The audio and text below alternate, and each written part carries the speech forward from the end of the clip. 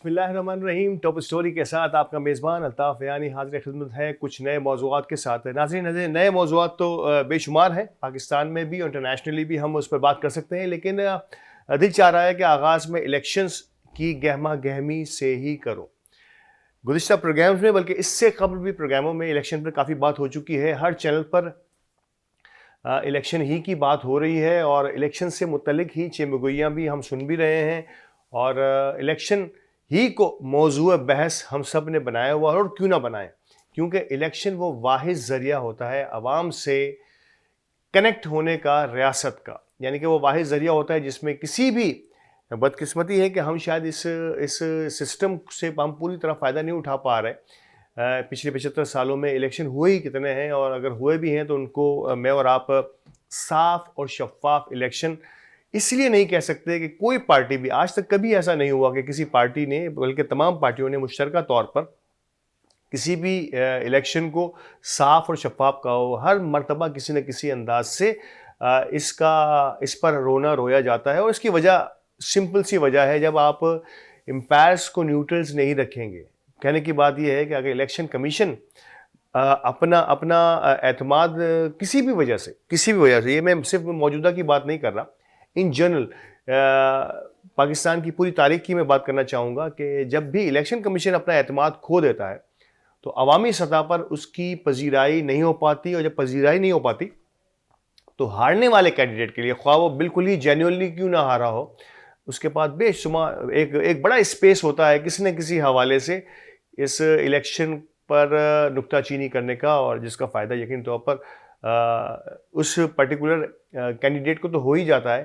نقصان اس کا جو ہے وہ الیکشن پر شکوک و شبہات کی صورت میں ایک لے مین, جسے عام ووٹر جو ہوتا ہے اس کو ہوتا ہے کہ یا تو میرا ووٹ چوری ہو گیا, یا میرا ووٹ پراپرلی پہنچا نہیں, اور اس میکینزم کو کیسے ٹھیک کیا جائے, کیسے اس پر اعتماد کیا جائے, کس طرح سے ہم اس الیکشن کی بار بار ہونے کے بعد اس کو ریفائن کر سکیں گے. شاید اب پچھلے کچھ عرصے سے تو الیکشن ہونا شروع بھی ہوئے ہیں, تواتر کے ساتھ ہر 5 سال بعد ہو ہی جاتے ہیں, اس سے پہلے 2-3 سالوں میں بھی ہوئے, تو کوئی ایسی زیادہ نظر بھی نہیں آ رہا کہ اب خدا نہ خواستہ پہلے جب ہم سوچا کرتے تھے کہ آئندہ 8-10 سال 12 سال کے لیے تو کوئی الیکشن نہیں ہونے جا رہا, ایسا بھی نہیں ہے. میں نے کہ ایسی کوئی قوتیں بھی اب بظاہر جو ہے وہ نظر نہیں آتی, لیکن الیکشن پر سوالات, الیکشن کی طریقہ کار پر سوالات, الیکشن کی شفافیت پر سوالات ہر وقت ہمارے دل و دماغ پر حاوی رہتے ہیں, اور شاید ہم اسی لیے کسی بھی انداز میں اس کو ایکسیپٹ کرنے کے لیے تیار نہیں ہوتے. کیا اس پر برین اسٹارمنگ ہونی چاہیے, کیا اس پر تمام سیاسی جماعتیں مل کر اس پر برین اسٹارمنگ کرتی, الیکشن ریفارمز کی بات ہوتی, چیف الیکشن کمشنر پر بات ہوتی, ان کی تعیناتی پر بات ہوتی, لیکن تعیناتی اس سے پہلے ہوئی, اور اپوزیشن اور حکومت نے یہ طے کیا تھا کہ ہم مل کر ایک مشترکہ طور پر افہام و تفہیم کے ساتھ الیکشن کمشنر تعینات کریں گے. لیکن ہم نے دیکھا کہ کس طرح سے ریاستیں یا گورنمنٹ جاتی ہیں, کس طرح سے اکثریت کو اکثریتیں جو ہے وہ اقلیت میں بدل جاتی ہیں, اور پھر جو بہت ہی مائنر قسم کی جو اپوزیشن ہوتی ہے, یا سمجھ لیں کہ وہ لوگ جو کسی بھی وجہ سے اپنی جگہ چھوڑ کے دوسری طرف بیٹھے ہوتے ہیں, وہ اپوزیشن بن جاتے ہیں, وہ بن کے ریاست کے ساتھ جو بھی اس وقت موجود ہوتی ہے اس کے ساتھ مل کر اپنا چیف الیکشن کمشنر نامزد کر دیتے ہیں. تو یہ اوور آل سینیریو میں نے آپ کے سامنے پیش کیا ہے کہ بدقسمتی ہے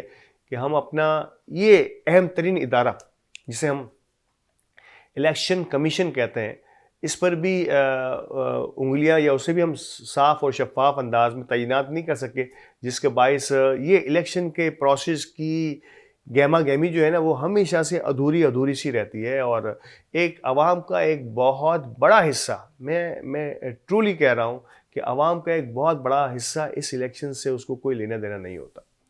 بدقسمتی ہے کہ جب ہم کوشش کریں اور اس الیکشن میں اپنے آپ کو پوری طرح انوالو کریں تو شاید یہ تبدیلی شاید ایک ہی سال میں نہیں تو اگلے الیکشن میں نہ صحیح تو اس سے اگلے الیکشن میں ضرور ہوتی جائے گی. یہ ایک تطہیر کا, فلٹریشن کا پورا عمل ہوتا ہے, اور اس پر کچھ وقت بھی لگ جاتا ہے، کیونکہ 75 سالوں میں ہمارے یہاں الیکشن کی روایت بڑی کم رہی ہے. نو ڈاؤٹ ڈکٹیٹرشپ کہہ لیں اسے یا فوجی آمریت جو ہے وہ بھی ہمارے ان حصوں میں رہی ہے، ہمارے ملک میں خاص طور پہ، اور کم و بیش آدھا حصہ اگر میں کہوں تو بیجا نہ ہوگا کہ کوئی آدھا حصہ جو ہے، آدھی اس 75 سالوں کی آدھا سفر جو ہے یہ ہم نے اسی ڈکٹیٹرشپ میں گزارے ہیں. نو ڈاؤٹ کئی جگہوں پر، اور اس کی وجہ سیاستدانوں کا فیل ہو جانا ہے.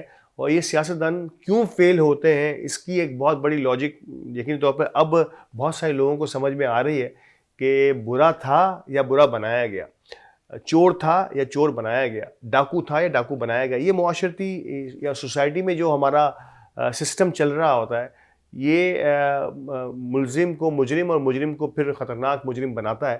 یہی سلسلہ شاید ہماری سیاست کا بھی حصہ ہے کہ اگر نہ چاہتے ہوئے بھی آپ کو اس دلدل میں، اس گند میں اپنا ہاتھ ڈالنا پڑتا ہے. اور اگر نہ چاہتے ہوئے بھی، یا تو پھر آپ کو سائڈ ہونا پڑے گا، اور اگر آپ نے سیاست کرنی ہے تو صاف ستھری سیاست کی اب گنجائش ذرا کم رہ گئی ہے. رزسٹ کرتے ہیں بہت سارے لوگ، اپنے اصولوں پر کاربند رہتے ہیں اور اصولوں کی سزا بھی بھگتتے ہیں. لیکن اوور آل دیکھا جائے تو الیکشن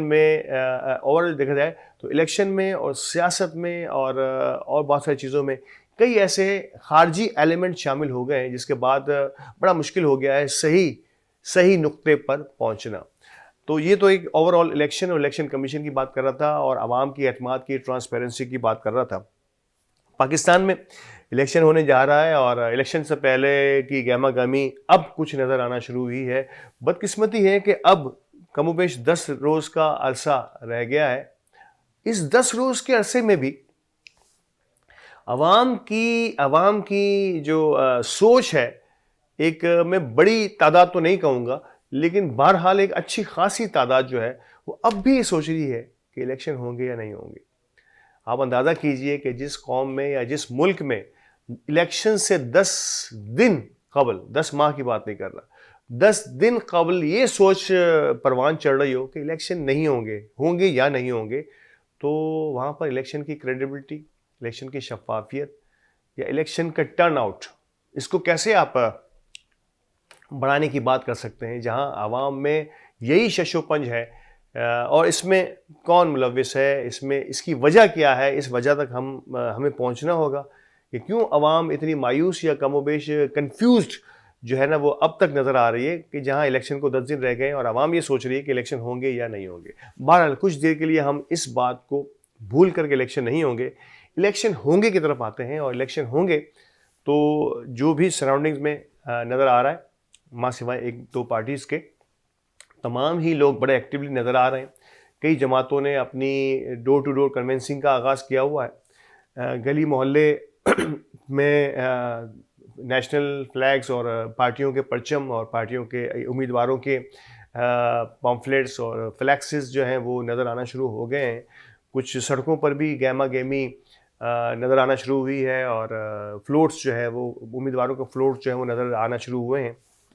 امیدواروں نے اپنے حلقے کے اندر جو ہے وہ لوگوں سے ملاقاتوں کا آغاز کر دیا ہے.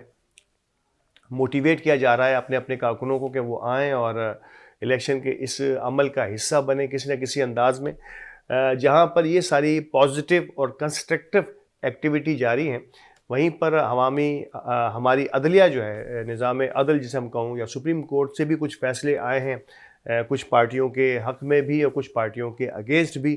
تو یہ بھی ہمیں ایک سننے کو مل رہا ہے. گو کہ ایک ایکٹیویٹی کا جو ماحول ہے وہ بننا شروع ہوا ہے. خاص طور پہ اگر میں پنجاب کی بات کروں تو پنجاب میں کچھ بڑے ہی عجیب و غریب قسم کی سمریز جو ہے نا وہ بننا شروع ہوئی ہیں، اور یہ آخری دنوں میں ہوئی ہیں کہ سپریم کورٹ نے مریم نواز کے مقابلے میں صنم جاوید کے کاغذات نامزدگی جو ہے جو مسترد ہو چکے تھے اور پھر اپیل میں بھی مسترد ہوئے ہائی کورٹ میں، اس کے بعد سپریم کورٹ نے انہیں پھر جو ہے نا الیکشن لڑنے کی اجازت دے دی ہے اپنے فیصلے کے اندر. تو اس فیصلے کو یقینی طور پر کئی حلقوں کی جانب سے سراہا بھی گیا ہے. پرویز الہی صاحب، سب سے صنم جاوید سے پہلے میں پرویز الہی صاحب کی بات کروں گا. پرویز الہی صاحب جیسے سینئر موسٹ سیاسی رہنما گو کہ ان کا تعلق کسی بھی پارٹی سے ہو، پاکستان تحریک انصاف سے آج کل بلانگ کرتے ہیں، لیکن انتہائی سینئر سیاستدانوں میں سے ایک ہیں، ان کے بھی کاغذات نامزدگی اس بار مسترد ہوئے تھے اور وہ بڑے پریشان تھے، گو کہ اس وقت وہ انڈر اریسٹ ہیں اور جیل میں اپنے دن گزار رہے ہیں. لیکن ان کو جب الیکشن سے فارغ کیا گیا یا الیکشن سے جب وہ الیکشن نہ لڑنے کا فیصلہ ہوا تو بڑے پریشان تھے. ان کے صاحبزادے مونس الہی اس وقت وطن عزیز میں نہیں ہیں اور آئی ڈونٹ نو ان کا کوئی ایک انٹرویو آنے والا تھا وہ بھی نہیں آیا کسی وجہ سے. یہ بھی سوشل میڈیا پہ چیمبر گوئیاں ہو رہی ہیں. لیکن بسائڈ مونس الہی، پرویز الہی جو ہیں وہ اب الیکشن لڑنے کے حقدار ہو گئے ہیں اور سپریم کورٹ نے بڑا اہم ترین فیصلہ کیا ہے پرویز الہی کے لیے. اور یہ بڑا پنجاب کی سیاست میں یہ ایک بڑا فیصلہ تصور کیا جائے گا، کیونکہ پرویز الہی صاحب پنجاب میں اس سے پہلے یقینی طور پر اپنی کچھ مخصوص حلقوں میں اپنا لوہا اپنا سکہ منوا کے ہمیشہ سے چلتے رہے ہیں. نو ڈاؤٹ کہ اس وقت چودھری شجاعت صاحب کا انہیں بھرپور ساتھ اور بیک اپ حاصل تھا. اس بار ایک حیرت انگیز طور پر، یعنی کہ شاید ہم سوچ بھی نہیں سکتے تھے، اب سے اگر کوئی سال 2 سال پہلے کی اگر ہم بات کریں تو ایسا سوچا نہیں جا سکتا تھا کہ چودھری پرویز الہی صاحب اور چودھری شجاعت صاحب 2 علیحدہ کیمپس کا حصہ ہوں گے. یہ ہے سیاست ناظرین، اور خاص طور پہ پاکستان کی سیاست. تو یہ اب تک تو خیر میں انہیں چھوٹا بڑا بھائی سمجھ رہا تھا، لیکن بہرحال یہ کزنس ہیں اور بہت اچھے سے ایک دوسرے کے ساتھ اس پوری زندگی کے سیاسی سفر کو انہوں نے جھیلا ہے اور گزارا ہے. لیکن بدقسمتی کہ یہ اس آخری ایام میں اگر دیکھا جائے تو دونوں کے نظریاتی اختلافات نے جو ہے نا وہ ایک لکیر کھینچ دی ہے. گو کہ یہ لکیر کب تک کھینچی رہتی ہے اس کا کچھ فوری طور پہ نہیں کہا جا سکتا. لیکن بہرحال اسی سلسلے کی کڑی میں اگر ہم الیکشن کے سپریم کورٹ کے اس فیصلے کو دیکھیں تو مجھے نہیں لگتا کہ سپریم کورٹ کا یہ اس فیصلے کے بعد کچھ مزید کہنے کی گنجائش ہے. میرا خیال ہے کہ پرویز الہی صاحب کی سیاسی قد میں اضافہ ہوا ہے اور انہیں یقینی طور پہ اس فیصلے کا پورا فائدہ ملے گا. ایک تو پہلے ہی ان کا اپنا ایک مخصوص ووٹ بینک ہے جو ہمیشہ سے رہا ہے اور ہمیشہ سے رہے گا، ہمیشہ تک رہے گا. لیکن پاکستان تحریک انصاف سے جڑنے کے بعد یقینی طور پر ان کو اور بھی ایج حاصل ہو گیا اور پھر جیل میں اپنے زندگی کے ایام گزارتے ہوئے اس عمر میں میرا خیال ہے کہ یہ کسی بھی نوجوان کے لیے بھی بڑا مشکل ترین کام ہوتا ہے. تو یہ ساری چیزیں جب سیاست کی بات ہوتی ہے تو بہت سارے ایلیمنٹس ہوتے ہیں جو ایڈ آنز ہوتے چلے جاتے ہیں آپ کی شخصیت کے اندر، آپ کے ووٹ بینک کے اندر، آپ کی پاپولیرٹی کے اندر، آپ کے شخصیت کے ایک الگ تاثر بناتی ہیں یہ تمام چیزیں. تو پرویز الہی صاحب ایک مضبوط ترین امیدوار کے طور پر پنجاب میں اپنا سکہ جمائیں گے. ریاض بسرا صاحب کو بھی جو ہے نا وہ مل گیا ہے ٹکٹ، یہ بھی ایک اچھا گڈ سائن ہے. اور یقینی طور پر جو ڈاکٹر یاسمین راشد جو ہیں انہیں بھی ایلیجیبل کر دیا گیا ہے، وہ نواز شریف کے مقابلے میں الیکشن لڑ رہی ہیں. صنم جاوید جو ہیں وہ مریم نواز کے خلاف الیکشن لڑ رہی ہیں اور یاسمین راشد کے مقابلے میں غالباً ایک اور ہماری پریزنر ہیں، میں نام بھول رہا ہوں ان کا، وہ بھی جو ہے آج کل جیل میں ہیں، خدیجہ یا رابعہ، شاید میں ان کا نام بھول رہا ہوں. وہ ان کے جو ہے شہباز شریف صاحب کے بیٹے کے خلاف وہ الیکشن لڑ رہی ہیں. تو پنجاب کا دنگل تو نو ڈاؤٹ صحیح معنوں میں دنگل اسے کہا جا سکتا ہے. کراچی کی بات کروں تو کراچی میں بھی ایک ماحول تو بننا شروع ہوا ہے، لیکن نو ڈاؤٹ کہ جب لیول پلینگ فیلڈ جو ہے وہ تمام ہی جماعتوں کو یکسر اور ایک جیسی حاصل نہیں ہوتی تو تھوڑی سی مشکلات ہوتی ہیں اور ابھی بھی مشکلات کا جو ہے سلسلہ جاری ہے. کچھ پارٹیوں کی شکایت ہمیشہ سے رہی ہے اور اس بار یہ شکایت جو ہے وہ کسی اور کو ہے کہ یہ شکایت ویسے ہر بار کسی نہ کسی کو ہوتی رہتی ہے. اس کا تدارک ہونا چاہیے. آج اگر کسی ایک پارٹی پر کچھ جبر ہو رہا ہے تو ماضی میں کچھ اور پارٹیوں پر جبر ہوتا رہا، اس پر ہم آنکھیں بند کیے بیٹھے رہے. تو الیکشن میں حصہ لینے کا حق سب کو حاصل ہونا چاہیے، خواہ وہ کسی بھی نو ڈاؤٹ جرائم پیشہ افراد کا اس میں کوئی حصہ نہیں ہونا چاہیے، لیکن سیاسی پارٹی اگر شامل ہونا چاہتی ہے تو اسے پورا موقع ملنا چاہیے. ناظرین، الیکشن پر بات ہوتی رہے گی اور یقینی طور پر مجھے وقفے کے لیے کہا جا رہا ہے तो वक्फे के बाद दोबारा हाजिर होता हूँ और आपसे इलेक्शन ही के सिलसिले में और कुछ और नई खबरें जो है वो भी आपके सामने रखता हूँ। हमारे साथ रहिए।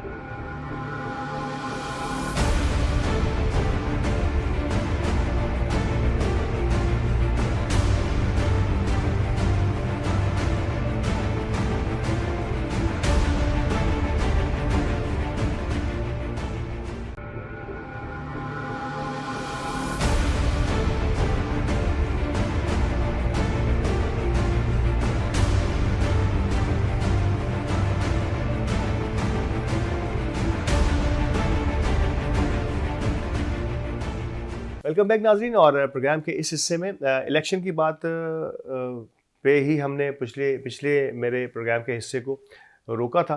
तो बस मैं यहाँ आखिर में, क्योंकि वक्फे का वक्त हो गया था, तो कुछ आखिरी बात जो आप सबसे मैसेज के ज़रिए, पैगाम के ज़रिए, ये पैगाम हमें हर एक को देना चाहिए कि एक दिन आप पाकिस्तान को दीजिए। पाकिस्तान आपसे सिर्फ एक दिन मांग रहा है, वो है 8 फरवरी का।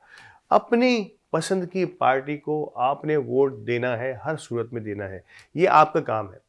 जो पार्टी आपको बेहतर लगती है, जो उम्मीदवार आपको बेहतर लग रहा है, उसके लिए निकलिए। ये बहुत ज़रूरी है, वक्त की ज़रूरत है। आपने ये साबित करना है कि आप एक पाकिस्तानी की हैसियत से मुल्क को, कौम के होने वाले इन मसाइल का दर्द रखते हैं। फिर बुरा भला मत कहिए। अगर मैं एक वोट देने के लिए भी नहीं निकल पाता 5 साल में एक बार, और फिर मैं सारा साल हुकूमतों को, सियासतदानों को, अशराफिया को बुरा भला कहता रहूँ, तो हम जब एक दिन, बेशक सिर्फ एक दिन, अपनी पसंद की पार्टी को वोट दीजिए। और खुदारा ये लोगों का ये कहना कि हमारा वोट, रिजल्ट तो पहले से डिसाइड होता है, हमारा वोट तो पहले से डला हुआ होता है, ये हो जाता है, कभी कभार होता है, नो डाउट। लेकिन मैं तो हर साल वोट देने जाता हूँ और मुझे मेरा वोट मिलता है। तो होता ये है कि कई बार जो है एक ख़ास प्लानिंग इलेक्शन के मामलात में की जाती है कि जब देखा जाता है कि एक शख्स जा ही नहीं रहा, तो वो उसका वोट जो है वो शायद हो सकता है कि कहीं ना कहीं किसी न किसी अंदाज में हो जाता हो। जैसा ऐसा मुमकिन है। लेकिन ये अगर मेरे किसी पोलिंग एजेंट पे, पोलिंग स्टेशन पे, मैंने किसी को आज तक ये कहते हुए नहीं सुना। मैं हर बार तो इलेक्शन में गया हूँ, नो डाउट आवाम की शिकायत होती है, लेकिन वो इक्का दुक्का होती है। जो लाखों लोग वोट दे के निकल जाते हैं, वो पहली दफ़ा आए हो या दूसरी दफ़ा आए हो, जो चंद लोग जिनको वोट नहीं मिल रहा होता, उन्हीं को मीडिया दिखाता भी है। तो शायद हमें लगता है कि ये पूरा माहौल ख़राब हो गया। ऐसा नहीं है, बखुदा ऐसा नहीं है। आप निकलिए, आपको आपका वोट का हक ज़रूर मिलेगा। हाँ, आप किस जगह पर जा रहे हैं, आपने क्या क्या चीज़ें साथ लेके जानी हैं, आपके पास आपका ओरिजिनल NIC है या नहीं है, आपका पोलिंग स्टेशन यहाँ है या नहीं है, ये सब चीज़ें आपने पहले से मालूम करनी है। और 8300 पर हमारी नादरा ने जो है वो पहले से ही ये दे रखा है, हम सबको ये ऑप्शन दे रखा है। एक मैसेज की दूरी पर है आप कि आपको मुकम्मल मालूमात अपने वोट के मुताबिक मिल जाएगी कि आपका वोट है या नहीं है, और है तो किस जगह पर है। अपनी पूरी फैमिली को 8300 पर SMS करके चेक कर लीजिए नादरा के इस सिस्टम से। देन फिर जिस इलाके में आपने जाना है, वहाँ पे जाके मुकर्ररा वक्त, मुकर्ररा दिन, जिसे हम 8 फरवरी कह रहे हैं, वहाँ जाइए और अपना वोट कास्ट कीजिए। देखें, तब्दीली का नारा लगाने वाले बहुत सारे हैं। हम तब्दीली को न जाने क्यों सियासी रंग देने की कोशिश करते हैं। मैं तो बात कर रहा हूं कि आपका वोट तब्दील करेगा। जो कुछ भी आपने तब्दील करना है, आपका वोट तब्दील करेगा। और इस बार पाकिस्तान की एक बड़ी तादाद, जिसे मैं नौजवान गिनता हूं, वो करोड़ों में है। आपको अंदाज़ा नहीं है कि कई करोड़ जो है ना, इस बार नौजवान जो है वो 18 साल से ज़्यादा उम्र के होकर नादरा के रिकॉर्ड के मुताबिक जो है वो वोट देने के हक़ रखते हैं। और जिस अंदाज से सियासी माहौल है, मेरा ख़्याल है कि इस बार टर्नआउट ज़्यादा होगा। और मैं डेफिनेटली कहता हूँ, जब हम नहीं जाते हैं और इलेक्शन पोलिंग स्टेशंस जो हैं वो वीरान होते हैं, जब पोलिंग स्टेशन वीरान होगा तो हर किसी को मौका मिलेगा। जब आप जाएंगे नहीं कहीं पे, आप मिसाल कर दिए, तो आपका वोट चोरी हो सकता है। आपके घर में आपने थोड़ी सी सुस्ती दिखाई तो आपके घर में चोरी हो सकती है, आपकी दुकान में हो सकती है। इसी तरीके से वोट और इलेक्शन का दिन है कि अगर आपने अपनी सुस्ती दिखाई तो आपका वोट चोरी हो सकता है। तो आप इस वोट को चोरी होने से बचाने के लिए आपको थोड़ा सा एक्टिव होना पड़ेगा। किसी सियासी जमात के जलसे जुलूस में जाने की ज़रूरत नहीं। आप अपने तौर पर इवैल्यूएट कीजिए और जाके बिस्मिल्लाह पढ़ के इस उम्मीदवार के हक़ में अपना वोट कास्ट कीजिए, वो जो भी आपको पसंद है, जो भी पार्टी आप चाहते हैं। लेकिन खुदारा वोट दीजिए। इस वक्त पाकिस्तान को 60 سے 70% ووٹوں کی ضرورت ہے. 60 سے 70% اگر ووٹ کاسٹ ہوتے ہیں تو ایک پاکستان کا اپنا ایک ریکارڈ تو مضبوط ترین ہو جائے گا. دوسرا, امیدواروں کو یہ حوصلہ ملے گا کہ عوام ان کی بیک پہ کھڑے ہیں. اور پھر دوسری بات, اتنے بڑے جو ہے نا مینڈیٹ کو سنبھالنے کے لیے ان پر ایک پریشر بھی ہوگا کہ اب عوام کو کس طرح سے ڈیلیور کرنا ہے. تو پلیز میں ایک بار پھر کہوں گا کہ 8 فروری کا ایک دن آپ نے پاکستان کو دینا ہے. تو یہ تو ہو گئی جی الیکشن اور ووٹ کے حوالے سے بات. ایک اور نئی پیش رفت ہماری سرحدوں پر ہوتی چلی جا رہی ہے, اور کشیدہ سرحدوں پر جب ملک کے اندرونی حالات کشیدہ ہو کسی بھی انداز کے, وہ سیاسی کہیں, وہ معاشی کہا جائے یا لسانی یا مذہبی کہا جائے, جب کشیدگی ہمارے شہروں کے اندر, ہمارے ملک کے اندر نظر آنا شروع ہوتی ہے, دشمن کو اپنے پر تولنے کا موقع مل جاتا ہے. دشمن ہمیشہ سے, بلکہ یہ شاید یہ بھی ایک ملک دشمنی کا ہی قصہ ہوتا ہے کہ ہم اندرونی طور پر بھی اپنے آپ کو کمزور کرنے کی کوشش کرتے ہیں. وہ عناصر, وہ ایلیمنٹس جو ہمارے اندر کسی نہ کسی انداز میں موجود ہیں, وہ ملک کی اندرونی صورتحال کو خراب کرتے ہیں. اور جب یہ خراب ہوتی ہے تو بیرونی دنیا یا بیرونی دشمن جو ہے اس کو حملہ آور ہونے کا موقع ملتا ہے. ریسنٹلی میں نے اور آپ نے دیکھا کہ جو ہے وہ افغانستان نے ہم پر بلا کسی پیشگی اطلاع کے ہم پر ایک سیویئر اٹیک, ایران نے بنا کسی پیشگی اطلاع کے ہم پر سیویئر اٹیک کیا. اس کے بعد افغانستان سے ہماری ویسے ہی تھوڑی سی کشیدگی کسی نہ کسی انداز کی جاری ہے.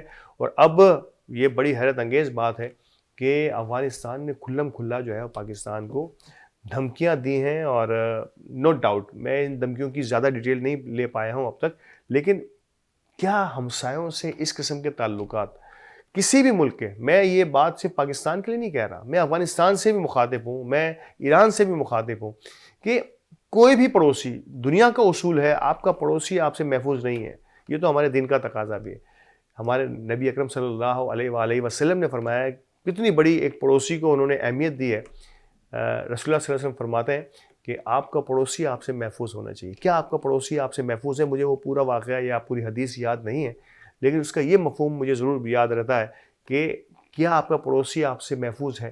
ہمارا پڑوسی ہماری سرپرستی میں ہونا چاہیے. مطلب پڑوس کا تو کہ پڑوسیوں کے حقوق ہمیں بچپن سے پڑھائے چلے جاتے ہیں, اور نو ڈاؤٹ ہم جہاں بھی رہتے ہیں, جہاں بھی پلے بڑے ہیں, وہاں آج بھی اگر ہم دیکھیں تو ہمارے وہ پڑوسی جو بہت ہی اچھے تھے یا برے بھی ہوتے ہیں, وہ ہمیں کسی نہ کسی انداز میں تا دیر یاد رہتے ہیں. آپ 100 سال کے بھی ہو جائیں گے تو آپ کو اپنا پرانا پڑوسی, اگر آپ کا دل و دماغ صحیح کام کرتا ہے تو وہ آپ کو یاد رہتا ہے. تو یہ پڑوسیوں کی اہمیت کو بتا کے اب اگر میں اجتماعی سطح پر دیکھنے کی کوشش کروں کہ ہمارے پڑوسی ملک, جب دین کا تقاضا ہے کہ پڑوسی ملک پڑوسیوں سے, یہاں مسلمانوں سے نہیں کہا گیا, ٹھیک ہے نا, آپ کے ہم مکتب یا ہم مسلک نہیں کہا گیا, پڑوسی کہا گیا. تو پڑوسیوں کے حقوق کے بارے میں جب دین ہمیں یہ سکھاتا ہے تو ہمارا پڑوسی ملک ایران اسلامی ملک ہے, افغانستان اسلامی ملک ہے, اور وہ بھی انہی احادیث اور احادیث مبارکہ اور حضور اکرم صلی اللہ علیہ وسلم کے ارشادات اور اقوال کے تحت ہی اپنی ریاست کو قائم کیے ہوئے ہیں. تو کیا وجہ ہے کہ تین اسلامی ملک افغانستان, ایران اور پاکستان آج نبرد آزما ہے؟ تو یہ دشمنوں کی چال نہیں ہو سکتی.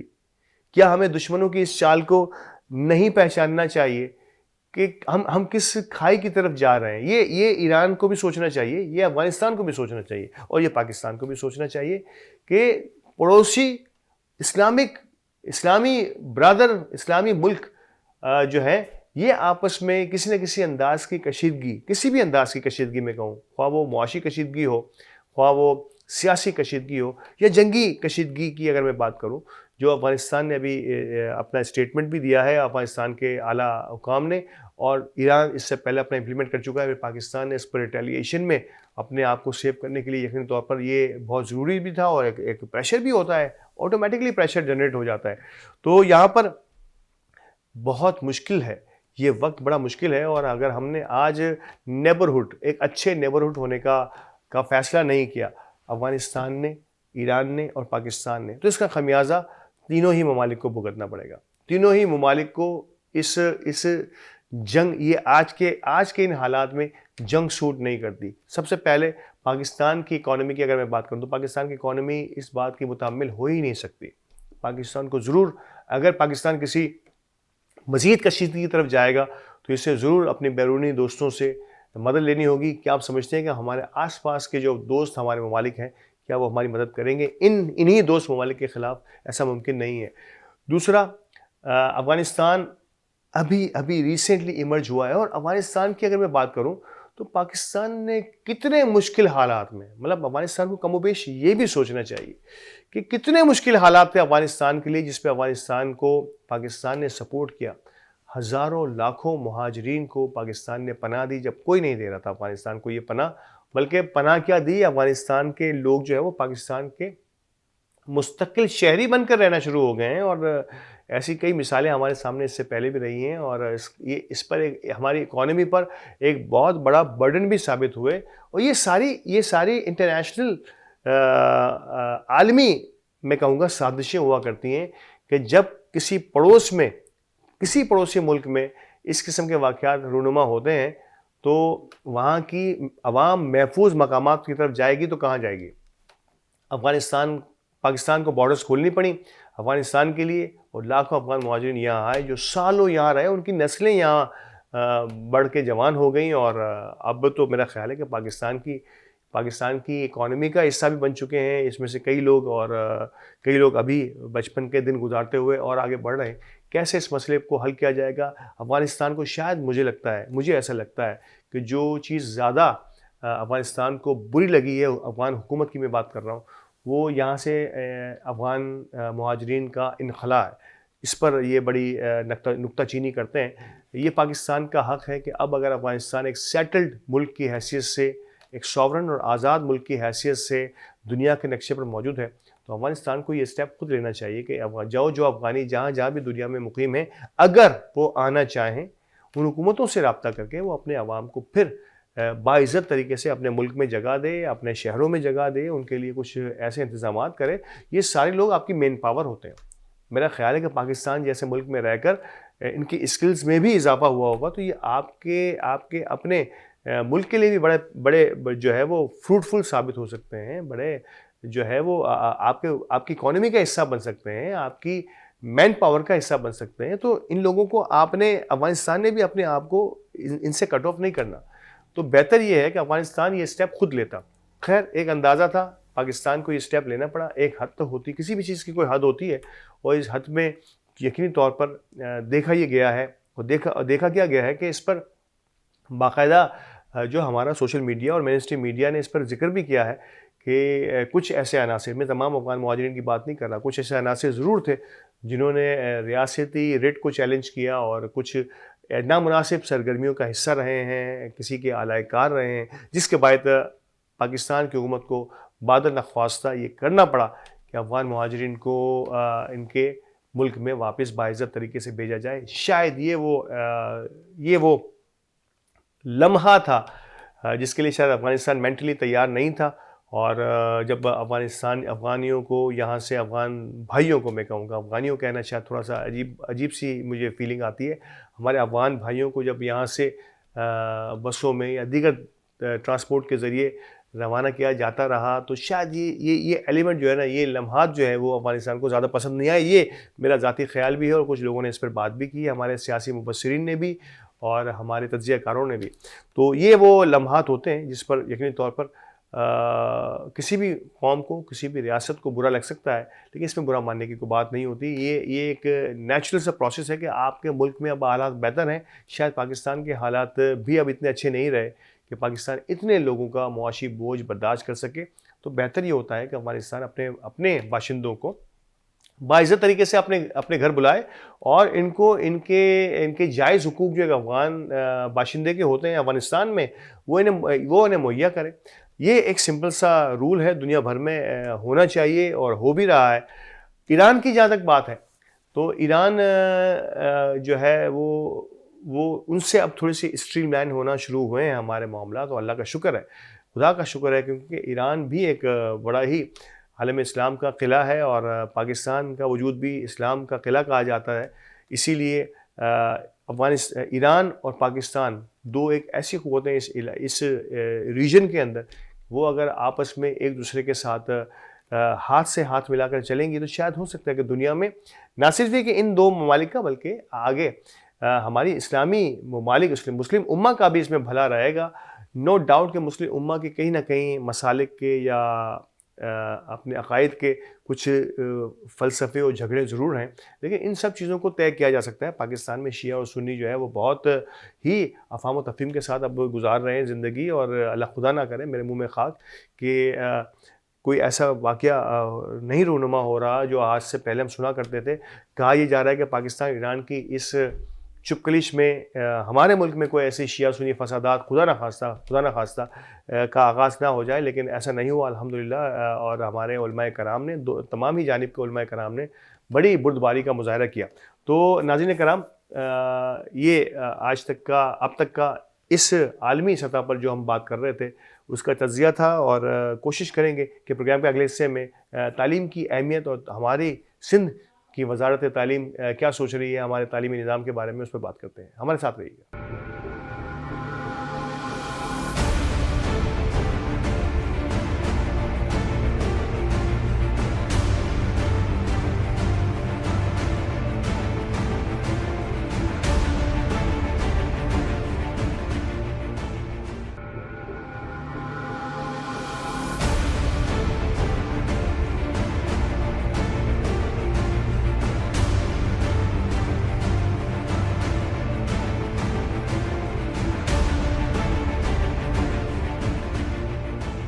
ویلکم بیک ناظرین, اور پروگرام کے اس آخری حصے میں ایک اہم ترین خبر مجھے ملی, اور نو ڈاؤٹ سوشل میڈیا پر تو یہ گردش کر ہی رہی ہے. مین اسٹریم میڈیا پر بھی اس کی کچھ چمگوئیاں سننے میں آئی ہیں, گو کہ کچھ بہت زیادہ چینلز نے اس کی بہت زیادہ کوریج نہیں دی ہے. لیکن خبر یہ ہے کہ محکمہ تعلیم سندھ نے جو نیا سال جو ہے, نیا تعلیمی سال جو ہے اسے تاخیر سے شروع کرنے کا اندیہ دیا ہے. یعنی کہ اسے, یہ باوثوق ذرائع کی میں بات کر رہا ہوں کہ سندھ کی جو ایجوکیشن پالیسی ہے, Sindh education department steering committee کا ایک اجلاس ہوا, اس کی رپورٹ میں آپ کو پیش کر رہا ہوں کہ وہاں پر یہ فیصلے ہوئے کہ سندھ کا تعلیمی سال جو ہے وہ کو 3 سے 4 ماہ دیر سے شروع ہوگا. میں نے اس پر تشویش کا اظہار بھی کیا گیا, اس میں کوئی شک کی بات نہیں ہے کہ کسی بھی ملک یا کسی بھی صوبے یا کسی بھی شہر میں تعلیمی سال کے 2-3 ماہ بڑے اہمیت کے حامل ہوتے ہیں, تو اس کا زیاں بڑا ہی نقصان دہ ہوتا ہے آگے آنے والے دنوں میں بھی. ویسے بھی کراچی کا سسٹم جو ہے اور سندھ کا نظام جو ہے وہ پنجاب اور دیگر ہمارے صوبوں کے مقابلے میں آلریڈی تھوڑا سا دوری کا شکار ہے. میرا خیال ہے کہ 1 سال کا فرق پڑ گیا جو کراچی کے حالات رہے ہیں اس سے پہلے بھی, کہ ہمارے بہت سارے امتحانات رکے رہے, کئی جو ایک تواتر کے ساتھ سلسلہ کراچی کے ساتھ اور سندھ کے ساتھ رہا ہے. تو یہ بڑی اہم ترین خبر تھی کہ کراچی اور سندھ میں تعلیمی سال جو ہے وہ 3-4 ماہ لیٹ ہوگا. تو 3-4 ماہ لیٹ ہونے سے مراد یہ لگ رہا ہے کہ یہ اب اگست میں شروع ہوگا. یہ میں بتا رہا ہوں کہ یہ باوثوق ذرائع سے خبریں ہیں. اسے انڈورس تو یقینی طور پر سندھ کے صوبائی وزیر تعلیمی کر سکتے ہیں, اور بہت بہتر ہے کہ انہیں فوری طور پر میڈیا میں آ کے اس بات کو جھٹلا دینا چاہیے یا اس کو انڈورس کر دینا چاہیے, تاکہ ایک جو غیر یقینی کی فضا ہوتی ہے وہ سامنے رہے. وجہ یہ بتائی جا رہی ہے, اس کی مین وجہ جسے کہتے ہیں کہ پبلشرز اور ہماری جو سندھ کی وزارت تعلیم ہے یا ہمارے جو بھی تعلیمی ڈپارٹمنٹ ہے, ایجوکیشن ڈپارٹمنٹ ہے سندھ کا, ان کے درمیان معاملات بڑے دیر سے ہوئے یا اس میں تاخیر ہو رہی ہے ان معاملات میں کہ کتابیں کب تک پرنٹ ہوں گی. جو ہمارے پبلشرز جو ہیں ان کے اور ہماری سندھ گورنمنٹ کے درمیان کے جو معاملات ہوتے ہیں وہ طے نہیں پا رہے. کیونکہ وہ طے نہیں پا رہے تو کتابیں پرنٹ میں نہیں جا رہی, اور کیونکہ کتابیں پرنٹ میں نہیں جا رہی تو ایک خاص اندازہ رکھا جاتا ہے کہ جب بھی کتابیں پرنٹ میں جائیں گی اسے 2 سے 3 ماہ 4 ماہ لگ جاتے ہیں. یہ بڑا ہی سنگین ترین جو ہے وہ مسئلہ ہے. اس کو انتہائی بردباری کے ساتھ حل ہونا چاہیے, لیکن بدقسمتی سے ویسے ہی ہمارا سندھ کا نظام تعلیم جو ہے وہ اتنا گر چکا ہے, اور میں اور آپ بخوبی واقف ہیں. میڈیا نے اور سوشل میڈیا نے جس انداز سے ہمارے سندھ کے نظام تعلیم کو ایکسپوز کیا ہے, اس کے بعد کوئی مزید گنجائش نہیں رہ جاتی. لیکن اب اس پر سونے پر سہاگا کہ سندھ کا نظام تعلیم یہاں تک سوچنے میں ناکام رہا ہے کہ ہم اگلا سال کیسے شروع, گو کہ ان 4 ماہ میں 2 ماہ جو ہیں وہ ہماری سمر ویکیشنز بھی ہو جائیں گی. تو مجھے ایسا لگتا ہے کہ اب اس سمر ویکیشنز کو پہلے اسی ٹینیور کو یعنی کہ اس سال کے جو پیپرز ہوں گے یا ایگزامینیشنز ہوں گی وہ آلریڈی ہمارے کچھ تھوڑا سا 8-10 دن کا حرج تو ہمارا یہ الیکشن کے دنوں کا بھی رہے گا. خدا کرے کہ الیکشن بخیر و خوبی خوش اسلوبی کے ساتھ طے پا جائیں یا ہو جائیں, اس کے بعد کوئی ہلچل نہ ہو اور ان کا تعلیمی اہم ترین تعلیمی ماحول جو ہے وہ ضائع نہ ہو. گو کہ حکومتیں جب سوچتی ہیں کسی بھی الیکشن کے بارے میں تو ان چیزوں کو بھی ملحوظ خاطر رکھتی ہیں کہ ان دنوں میں بچوں کے پیپرز نہ ہوں, ایگزامینیشنز جو ہے وہ فری ٹائم ہو, یعنی کہ اکثریت جو ہے وہ ان تمام چیزوں سے مبرہ ہو. وہ دن چنے جاتے ہیں, موسم اچھا ہو, یہ سب چیزیں بڑی اہمیت کی حامل ہوتی ہیں الیکشن کو مزید موٹیویٹ کرنے میں. لیکن ہمارے یہاں تو الیکشن ہو جائے یہی بڑی بات ہے. ہمارے یہاں تو الیکشن ہو جائے یہ بہت بڑی بات ہے. میں گھوم پھر کے پھر الیکشن پہ آ جاتا ہوں کیونکہ الیکشن میں پھر کہہ رہا ہوں کہ بڑی اہمیت کا حامل ہوتا ہے کسی بھی ملک کے لیے. یہ جن معاملات پر میں آج ذکر کر رہا ہوں اس کا تعلق بھی کسی نہ کسی انداز میں الیکشن سے ہی ہے. اگر میں تعلیم کا رونا رو رہا ہوں, ایگزامینیشنز کا رونا رو رہا ہوں, یا تعلیمی سال کے دیر سے شروع ہونے کا رونا رو رہا ہوں, اس کا تعلق بھی الیکشن سے ہے. تو اس الیکشن میں ہم نے اور آپ نے, ہم سب نے مل کر ایک ایسے نظام کی طرف پیش قدمی کرنی ہے کہ جہاں پر آگے یہ ہمارے رونے کم سے کم ہوتے چلے جائیں. تو پبلشرز اور سندھ کے محکمہ تعلیم کے درمیان معاملات طے نہیں پا رہے, جس کے باعث یقینی طور پر ایسا محسوس ہوتا لگ رہا ہے کہ کوئی 4 ماہ مزید لگ سکتے ہیں, اور ان 4 ماہ میں 2 ماہ تو یقینی طور پر سمر ویکیشن میں گزریں گے, 2 ماہ اور ضائع ہوں گے. تو بہتر یہ ہوگا, لگ ایسا رہا ہے کہ رمضان المبارک کے آغاز میں یا رمضان المبارک کے بعد جو ہے وہ کچھ جو ہے پیپرز کی طرف جائیں گے, ایگزامینیشن کی طرف. بہت سارے اسکول رمضان سے پہلے بھی کر لیتے ہیں, اور اس کے بعد پھر کلاسز شروع ہو جائیں. کلاسز شروع ہونے کے لیے ہمارے پاس ٹائم نہیں ہے کیونکہ جہاں سندھ ٹیکسٹ بک بورڈ کی کتابیں چلتی ہیں. تو یہ تعلیمی سال ہے کن کے لیے, یہ تعلیمی سال کا جو ڈیلے ہے یہ ہے کس کے لیے؟ تو مجھے 100% یقین ہے کہ اس سے ایک بڑا چنک جو ہے نا وہ گورنمنٹ اسکولوں کا جو ہے نا وہ مشکل میں آئے گا. پرائیویٹ اسکول جو ہیں انہوں نے تو کتابیں لکھ کے دے دینی ہیں, بچوں نے کہیں نہ کہیں سے خرید لینی ہے پیسے دے کر, اور یہ معاملہ جو ہے سندھ ٹیکسٹ بک بورڈ یا جو بھی ہمارے پبلشرز ہیں ان تک پہنچنی ہیں. چند کتابیں ہوتی ہیں جو ہائر کلاسز میں شروع ہوتی ہیں, ورنہ اسکول لیول کی تو ساری کتابیں ہمارے پرائیویٹ پبلشر چھاپتے ہیں, جو چھاپ کے بہت کچھ چھاپ لیا انہوں نے. تو یہ تو پبلشر کی اور اسکول کی اپنی ایک انکم یا ان کا گٹھ جوڑ ہوتا ہے. تو اس کا سندھ کی محکمہ تعلیم سے یا کوئی لینا دینا نہیں ہوتا. لیکن جو گورنمنٹ اسکولز ہیں وہ ضرور اس نردے میں آ جائیں گے, اس کا حصہ رہیں گے, وہ پریشانی کا شکار رہیں گے. لیکن گورنمنٹ اسکولز کا حال کیا ہے؟ سندھ کے تعلیمی ادارے, سرکاری تعلیمی اداروں کی حالت زار پر کئی بات ہو چکی ہے. شاید میں ایک مرتبہ پھر یہ رونا شروع کروں گا تو کوئی بہت زیادہ جو ہے وہ آپ پر بھی اثر نہیں ہوگا, شاید میرے لیے بھی یہ وقت کا ضیاع ہی رہے گا. لیکن یہ بڑی اہم ترین بات ہے کہ ہمارے ایگزامینیشن سسٹم کو بھی ہم ٹھیک نہیں کر پائے. تعلیمی نظام تو ہمارا جیسا سندھ کا چل رہا ہے وہ تو میرے اور آپ کے درمیان ہے ہی, لیکن ہمارا نظام امتحانات, ایگزامینیشن سسٹم جو سندھ کا جو ہے وہ بھی بڑی ہی مشکلات اور یعنی کہ اقربا پروری اور نقل پکڑ دھکڑ یہ سب چیزوں سے اتنا بھرا پڑا ہے کہ بڑی ہی مشکل کے ساتھ, بڑی ہی انتہائی مشکل کے ساتھ اب سندھ کا نظام تعلیم اپنے بیساکھیوں پر کھڑا ہے.